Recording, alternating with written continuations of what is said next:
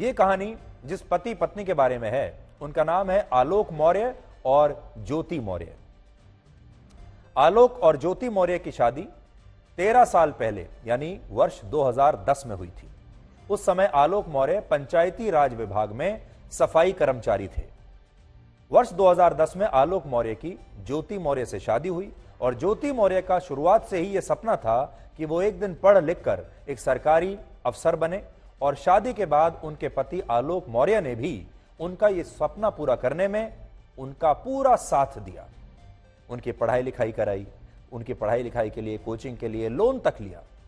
आलोक मौर्य का कहना है कि उन्होंने अपनी पत्नी को कोचिंग सेंटर में पढ़ाने का पूरा खर्चा उठाया और इसके लिए उन्होंने कर्जा भी लिया और उनकी पत्नी ने भी उत्तर प्रदेश की प्रोविंशियल सिविल सर्विस, जिसे हम पीसीएस भी कहते हैं, पीसीएस की परीक्षा को पास करने के लिए बहुत मेहनत की और पास भी कर ली और शादी के 5 साल बाद वो पीसीएस की परीक्षा पास करने में कामयाब हो गई।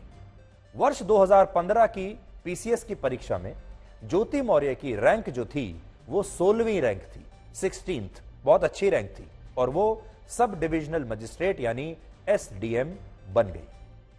ये वही साल था जब ज्योति मौर्य ने जुड़वा बच्चियों को जन्म दिया, यानी 2 बेटियां पैदा हुई, 2 जुड़वा बेटियां, और इससे ये परिवार बहुत खुश था।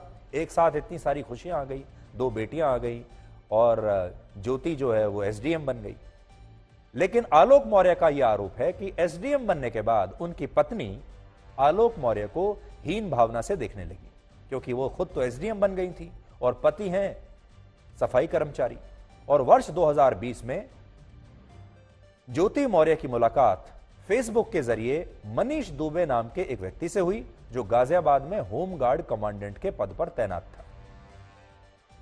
अब आरोप है कि ज्योति मौर्य मनीष के साथ मिलकर अपने पति को धोखा दे रही थी, जिसके बाद यह पूरा मामला सामने आया, यह पूरा मामला खुल गया और इस मामले में आलोक मौर्य की तरफ से कुछ व्हाट्सएप चैट्स और ज्योति मौर्य के कुछ वीडियोस भी सार्वजनिक कर दिए गए, जिनमें वो अपने पति के लिए जाति सूचक शब्दों का इस्तेमाल कर रही हैं।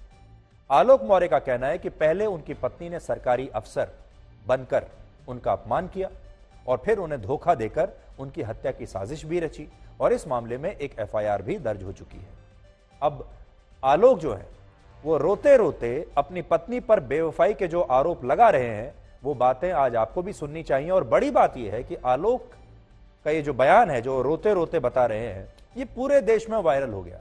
इसके बाद इस पर रील्स बनने लगी, इसके वीडियोस बन गए और इसके रील्स और वीडियोस देश के घर घर में पहुंच गए और वहां जाने के बाद लोगों ने इसे इस तरीके से प्रचार किया इसका कि ये सारे पतियों के लिए खतरे की घंटी है। जो पति भी ऐसा सोचते हैं कि उनकी पत्नी घर से बाहर जाकर काम करती है या वो पढ़ाई कर रही है और पति ये चाहते हैं कि उनकी पत्नी शादी के बाद भी पढ़ाई जारी रखे और उसके बाद कोई नौकरी करे, उन सब के लिए ये खतरे की घंटी है। ये कहकर आलोक के इस बयान को चारों तरफ फैलाया जा रहा है। आलोक का क्या कहना है, पहले आप सुनिए।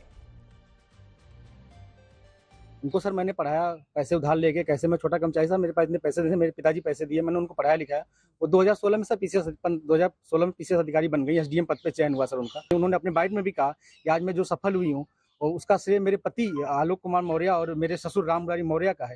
लेकिन सर आज परिस्थिति ऐसा बन गई कि वही ससुर और वही पति राम मुरारी मौर्य दहेज उत्पीड़न का मामला सर झेल रहे हैं सर हम। और सर यहाँ तक कि मेरी पत्नी सर मेरी जान लेना चाहती हैं, मुझे सर फोन करके कही है कि ये जांच सब रुकवा दो, नहीं तो तुम्हारी जान चली जाएगी सर। उसके पीछे सर उनका भाई सचिन मौर्य मेरे पीछे लगा हुआ, मेरे घर के आगे पीछे रहता है, बंदूक लेके घूम रहा है। और सर एक मनीष दुबे सर कमांडेंट, उन्हीं के साथ उनका अवैध संबंध है। मैंने सर उनको 22 फरवरी को रंगे हाथ अपने आवास पे पकड़ लिया था और मैंने कहा मेरी सर 9 साल की बेटियां हैं सर और मेरी बेटियों से मिलने नहीं दिया जा रहा है सर। और यहाँ तक कि ज्योति मौर्य अपने पद का दुरुपयोग करते हुए मेरे जिला पंचायत अधिकारी, राज अधिकारी, जो कि सर बहुत ईमानदार अधिकारी है, उनसे बार बार शिकायत कर रही है कि इनको बर्खास्त कर दीजिए। कहाँ आपने शिकायत की है?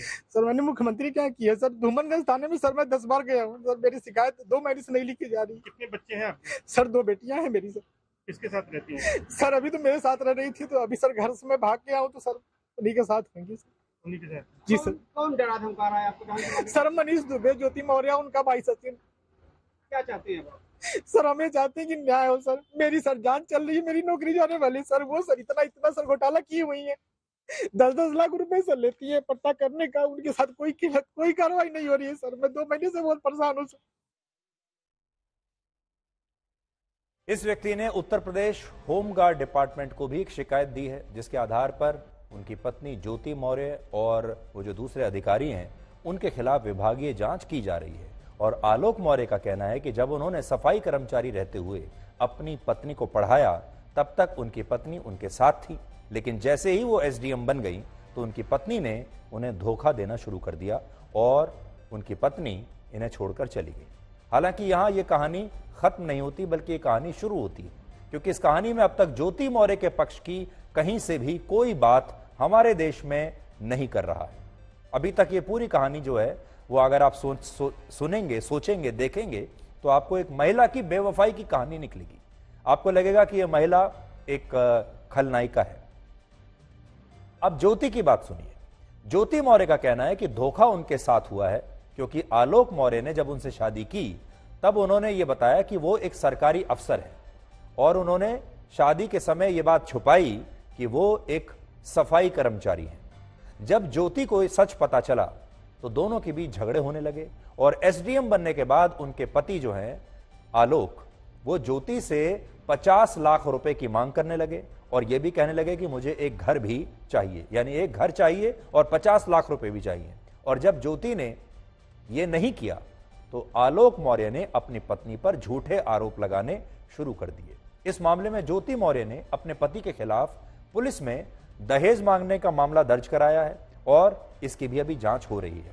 अब यह मामला बहुत उलझ गया है, क्योंकि इसमें अब पति पत्नी दोनों की तरफ से कई आरोप प्रत्यारोप लगाए जा रहे हैं।